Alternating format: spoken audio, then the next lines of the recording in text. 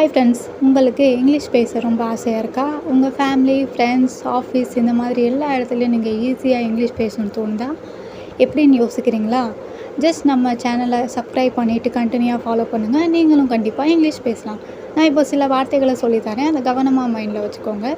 என்னை அப்படின்னா மீ, உன்னை அப்படின்னா யூ, அவனை அப்படின்னா இம், அவளை அப்படின்னா ஹர், அவர்களே அப்படின்னா தெம், எங்களை அப்படின்னா அஸ்.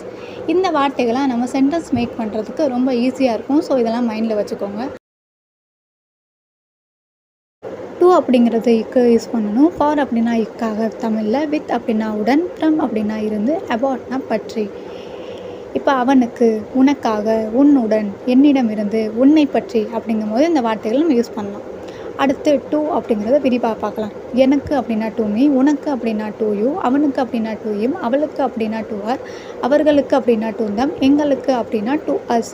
இந்த மாதிரி இந்த இக்குங்கிற வார்த்தையை டு போட்டு நம்ம இங்கிலீஷில் சொல்லணும்.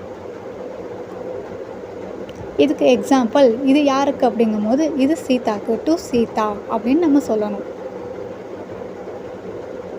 அடுத்து ஃபார் அப்படிங்கிறது இக்காக. எனக்காக அப்படின்னா ஃபார் மீ, உனக்காக அப்படின்னா ஃபார் யூ, அவனுக்காக அப்படின்னா ஃபார் இம், அவளுக்காக அப்படின்னா ஃபார் ஹர், அவர்களுக்காக அப்படின்னா ஃபார் அஸ். இந்த மாதிரி நம்ம ஃபாரை யூஸ் பண்ணணும். ஃபார் எக்ஸாம்பிள், யாருக்காக அப்படின்னா எனக்காக, ஃபார் மீ.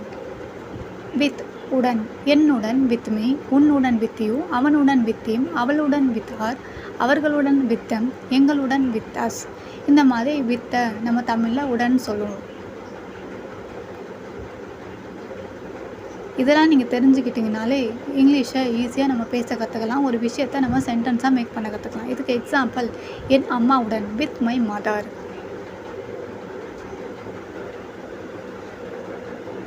அடுத்து ஃப்ரம் அப்படின்னா இருந்து. என்னிடமிருந்து ஃப்ரம் மீ, உன்னிடமிருந்து ஃப்ரம் யூ, அவனிடமிருந்து ஃப்ரம் யூ, அவளிடமிருந்து ஃப்ரம் ஹர், அவர்களிடமிருந்து ஃப்ரம் தம், எங்களிடமிருந்து ஃப்ரம் அஸ்.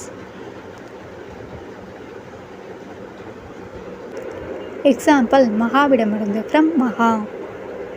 அடுத்து அபவுட் அப்படின்னா பற்றி. என்னை பற்றி அப்படின்னா அபவுட் மீ, உன்னை பற்றினா அபவுட் யூ, அவனை பற்றி அப்படின்னா அபவுட் இம், அவளை பற்றி அப்படின்னா அபவுட் ஹர், அவர்களை பற்றி அப்படின்னா அபவுட் தம், எங்களை பற்றி அப்படின்னா அபவுட் அஸ். இந்த மாதிரி அபவுட்டை நம்ம சொல்லணும். இதுக்கு எக்ஸாம்பிள், என் அப்பாவை பற்றி, அபவுட் மை ஃபாதர். இப்போது நம்ம படித்ததெல்லாம் டிவைஸ் பண்ணிக்கலாம். உன்னுடன் அப்படின்னா வித் யூ, என்னை பற்றி அப்படின்னா அபவுட் மீ, அவனுக்காக அப்படின்னா ஃபார் இம், எங்களுக்கு அப்படின்னா டு அஸ், மகாவுடன்னா வித் மகா. இந்த மாதிரி உங்களுக்கு வீடியோ பார்க்கணுன்னா லைக் பண்ணுங்கள், ஷேர் பண்ணுங்கள், நம்ம சேனலை சப்ஸ்கிரைப் பண்ணிவிட்டு சைடில் இருக்க பெல் ஐக்கானை தட்டுங்க. அப்போ தான் நம்ம போடுற வீடியோ உங்களுக்கு நோட்டிஃபிகேஷனாக வரும்.